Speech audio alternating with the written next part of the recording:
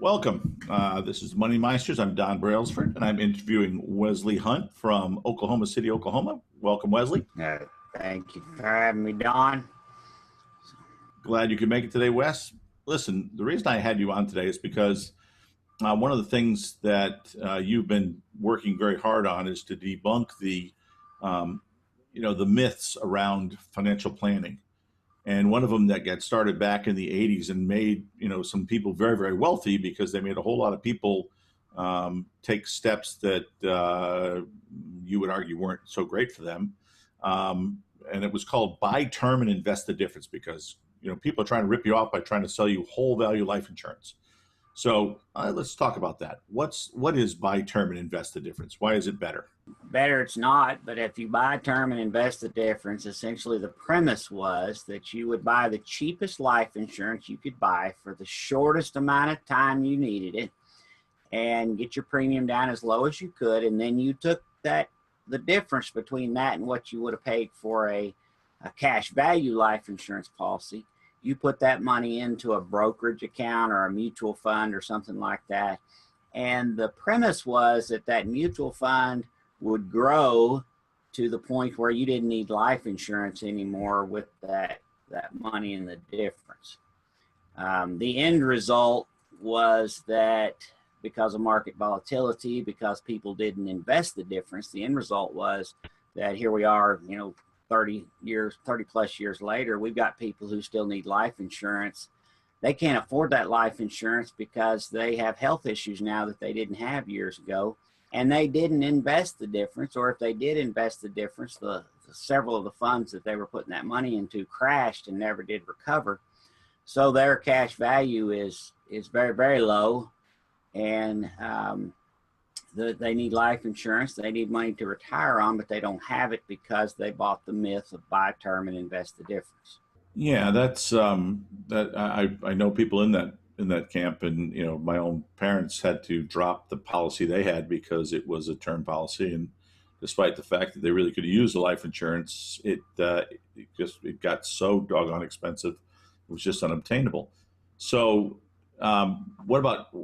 what is cash value life insurance? Talk a little bit about that, if you would. Cash value life insurance actually has a savings component built into it, and that savings component grows. And as you buy a certain amount of life insurance, and we have policies now that we can max that premium out so that your cash value in there grows, sometimes at 6 and 8% per year.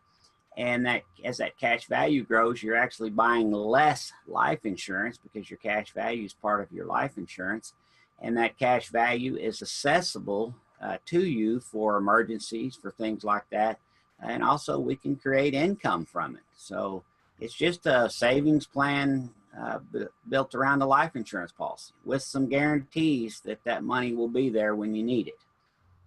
And I also understand there's some extraordinary tax treatment for life insurance. That money you talked about maximizing the premium. You're not talking about making it cost more. You're talking about being able to put more money into it. And mostly that's beneficial because, as you explained to me, it's the tax treatment it gets is better than any place else. Speak to that. When you put the cash value in there, you are right. When we talk about maximizing the premium, the government, the IRS, is who tells us how much money you can put into a cash value life insurance policy, the maximum that you can put into it.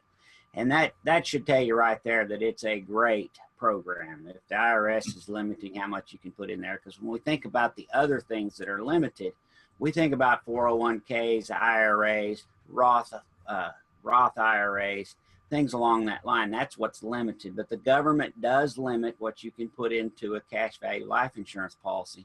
So we put in the maximum you can put in that policy and still keep it under the IRS maximum limits. And when we do that, that money grows tax deferred inside that account.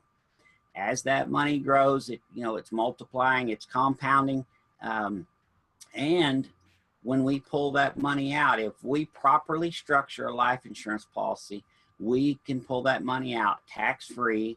And we once again, we've got some guarantees in there, so we know that we can create income for a certain amount of time from that policy. And when structured properly, we can get that income without taxation on it. There's nowhere on your tax form to put the money that you pull out of a properly structured life insurance policy. That's pretty awesome. So what you're telling me is the IRS puts life insurance in the same boat as other tax advantage things like 401ks. So how does it compare to a 401k? Like, I've come to retirement, I either have a 401k or I've got life insurance. Where am I better off? Truthfully, in my humble opinion, the 401k is not the best place to have your money.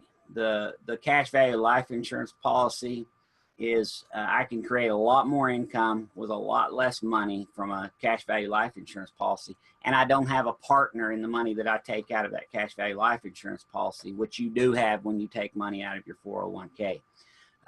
Typically a 401k, this is Morningstar's number. It's not my number. Morningstar says that because of market volatility, the way things have changed in the last 20, 25 years, as far as how the market's done, they say that right now it's only safe to withdraw 2.8% from your 401k or IRA money that's in a brokerage account every year. When I properly structure a cash value life insurance policy, my withdrawal rates are in the 6 to, I've even seen them as high as 8.8% that I could pull out of that account every year. And one of the reasons is that money's leveraged, and that's a discussion for another time. But when I leverage that money, I pull more out and still not run out of money and leave my family a great tax-free benefit when I pass away. Yeah, I think when we were talking about this earlier, I think you showed me that I had to have 3 times as much money in a 401k at least to equal the money that would be in a life insurance policy. So yeah, I would agree with you. I think that your humble opinion is backed up by the numbers, and that it makes a lot of sense to be, at very least, get fully informed and learn the truth and get the numbers, because the great thing about it is you can actually project pretty accurate numbers with life insurance versus investments where, just a few years ago, people were saying, oh, 12%. Now we're going through another growth spurt. People are going to start saying that again. And you and I both know, because we're older than 10, that, the markets do some horrible things. The markets do some great things. You like to not have to live, either on the top of a mountain or the bottom of a ditch, Right. So, yeah. Stuff. Wes, thanks for sharing this with us. I think a lot of people need to know this stuff, and we will make sure and share that with folks. Appreciate you being with us today. Thanks, Don. Yes, sir.